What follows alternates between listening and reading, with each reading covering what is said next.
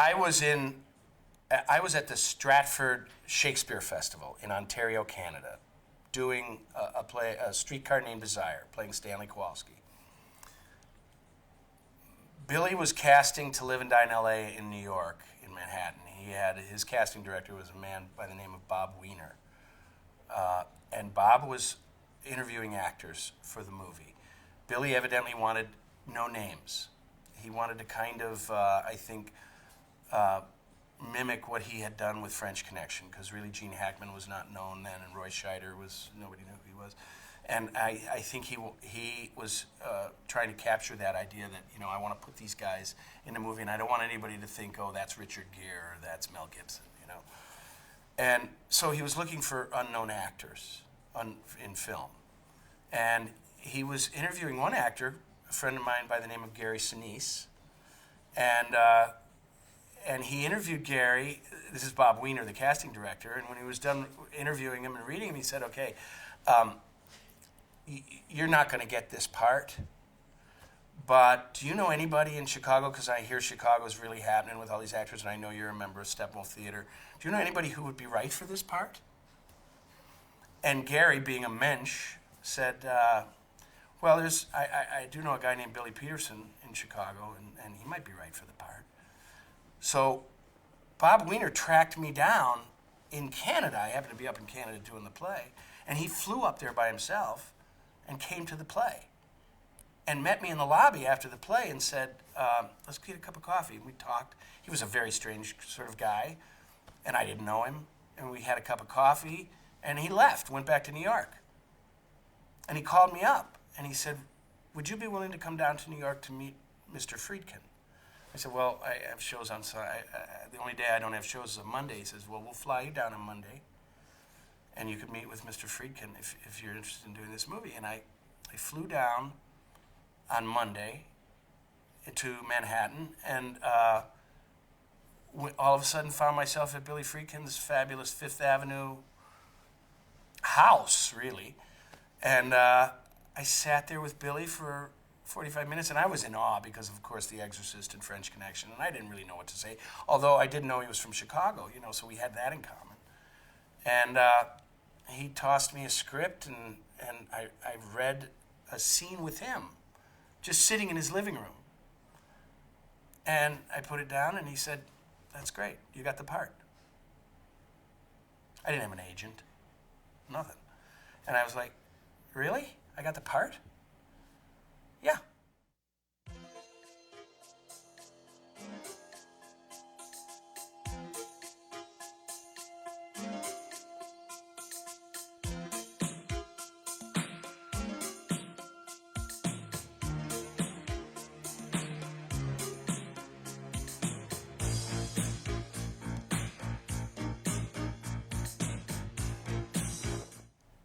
So I left his apartment and went to a hotel because I was staying overnight to fly back on Tuesday morning.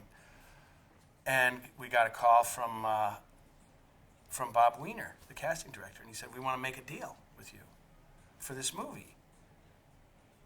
A deal? I have no idea. Well, my friend John Malkovich had just made his first movie. So I called and talked to his wife, and I said, I got to know what John made on his first movie because I have no idea what to do about making a deal with these guys. And so that's how it happened. And by that evening, he called me up and asked me to come back over to his apartment because he wanted me to read with another actor to play Vukovich. And I did that, and we decided that wasn't quite right. And he said, is there anybody you know that could play this part? And I said, well, I have a great friend that's here that I've done a ton of theater with. His name's John Pankow, and he's understudying a play on Broadway. He was doing Amadeus on Broadway. And he said, well, afterwards, and we started talking about the movie. And then I had never done a thing. And then I said, well, he was going to start shooting in October. And I said, well, I'm committed to this play till the end of October. He goes, well, you could get out 2-week notice. I said, I really don't feel comfortable doing that. And he pushed the movie back for me. I mean, nobody would ever do that, So, I mean, completely unique.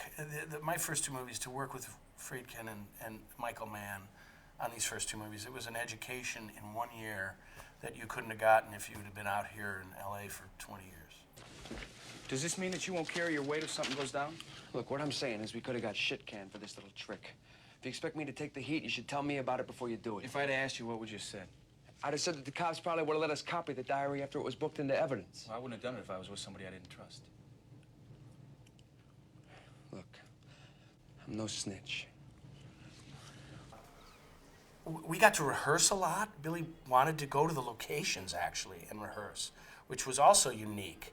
I mean, we actually went to the airport, to LAX, and came up with that idea of running along the escalator, you know, and doing that whole thing.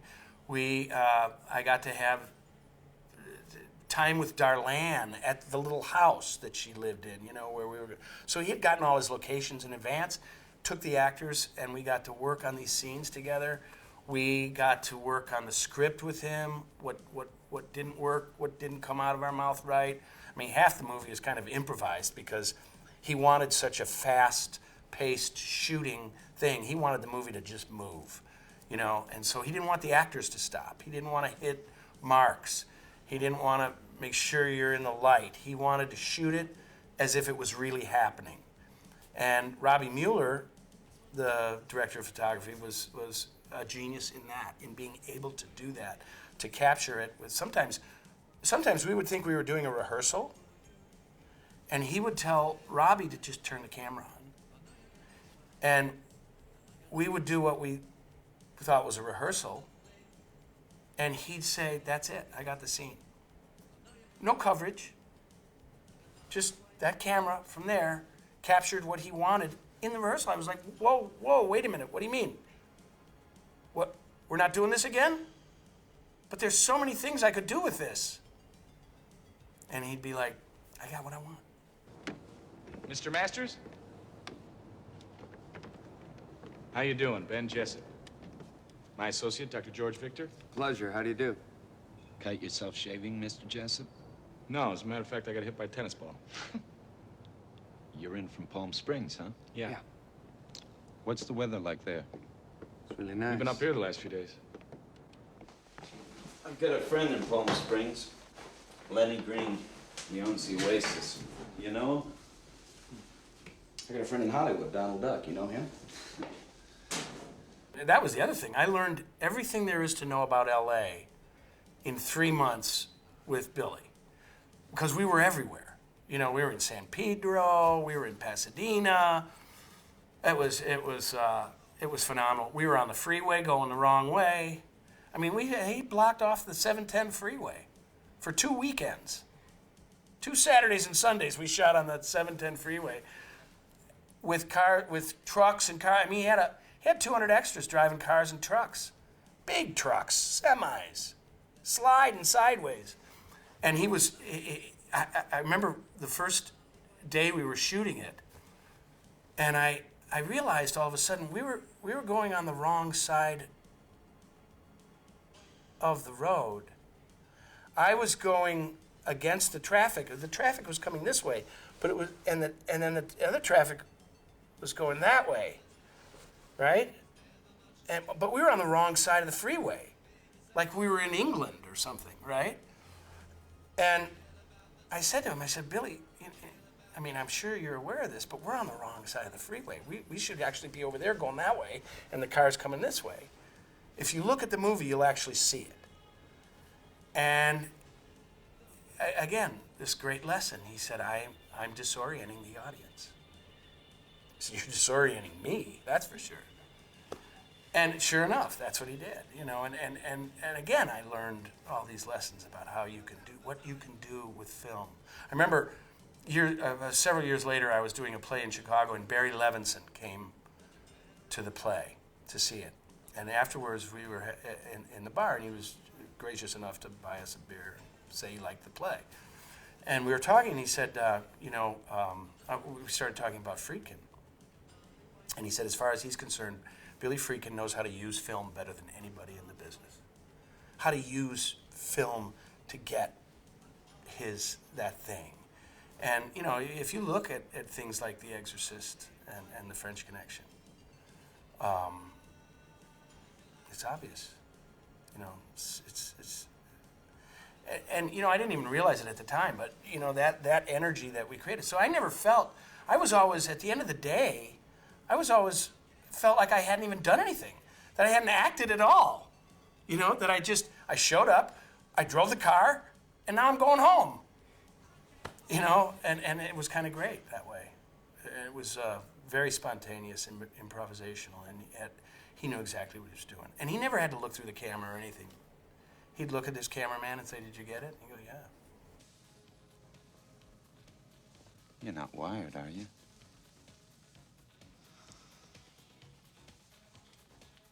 Is this my package?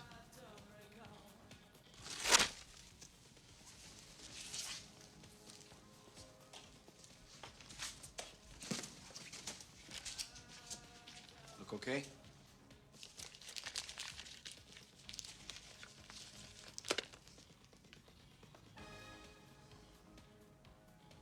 You're beautiful.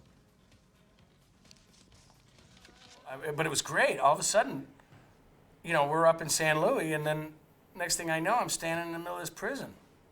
And convicts are everywhere. Now, that prison up there is a bit of a, you know, country club-like prison. I mean, it didn't have a whole lot of serious murderers, you know. They had a lot of white-collar guys and a lot of drug guys. And, but he got us access into the prison, and we used the prisoners in the movie, which was amazing too, because, I mean, it was running and gunning, and you know, there were no rules. I remember when we got to the airport to do this scene in the airport where I chased down John Turturro's character. We had gone there and rehearsed it and thought, oh, this would be great. I'll get up on the escalator and run along there and go past all the people and jump and chase him. And so we got to that point where we were shooting, and the head of the airport, who was with us on the set, said, excuse me, we rehearsed it with the camera, and he said, no, we can't have him jump up on that and run along the top of the escalator. We can't, that's just not gonna happen. We don't wanna start letting people think they can do that in an airport. So Billy came over to me and he said, the guy doesn't want us to do the shot. I said, oh, Billy, we gotta do the shot. That's the whole point of being here. And he said, well, I'm gonna tell Robbie to roll, and I'm gonna tell you in front of everybody not to do that. And then, however you feel, you do what you need to do. So he said, all right, Billy, we can't do it up there. I need you to go along the escalator just like regular and just knock through people and go through. Okay, all right. Yeah. Ready? Roll cameras. Action. I come running around the corner. I jump up on the thing. I run along there. Robbie's shooting as fast as he can. You know, he's chasing me on a cart. And I jump down at the end, and shot's over. Guy's freaking out. He goes, I just told you can't do that. I said, you know, I had rehearsed it that way, and it got in my head, and I'm sorry. I did it. I'm sorry. And Billy said, don't worry about it. We won't use it. We'll shoot him now. Now we'll shoot you the way you're supposed to do it. And I went through there, and of course we used it.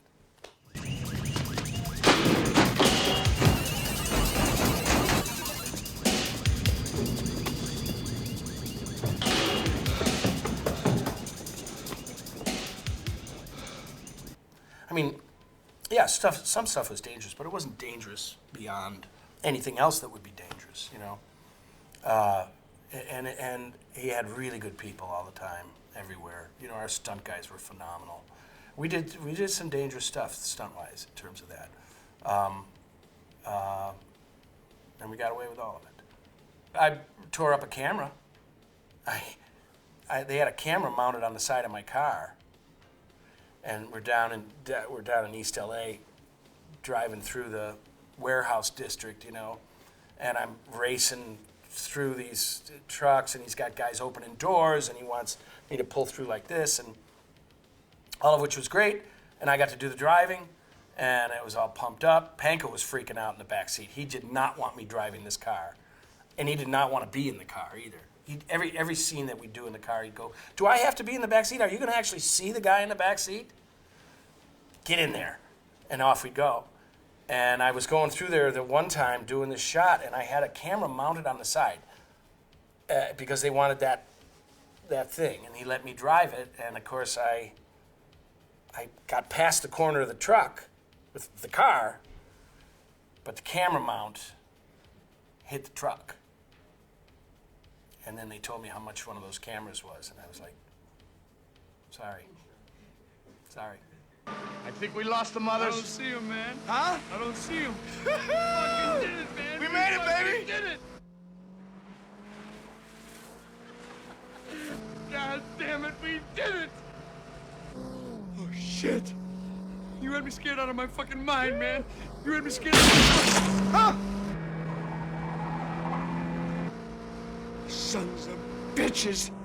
The first time I saw the movie was Billy actually, he had let my theater company in Chicago do a screening of it as a benefit. So we charged people to come see the movie who were part of our theater. And so I had friends and family, and everybody all over the place was there. And I saw it. I'd never do that again. And I remember afterwards going into the bar with everybody and talking about the movie and saying, you know, oh, there's these scenes that weren't in it that I wished were still in it, blah, blah, blah. And Bud Smith was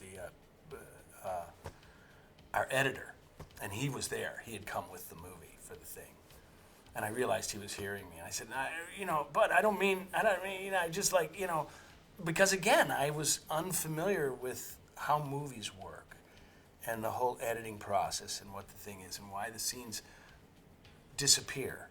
You shoot them and then they don't ever end up in the movie, because you start to think, well, that's an important thing, and you find out at the end of the day that it's not, and that they're right, and that the editors and the director know what they're doing. There was only one, because of course, I get my head blown off in the movie. And somehow or another, the producers at the end of the day, when they saw it, they said, this is really kind of a downer.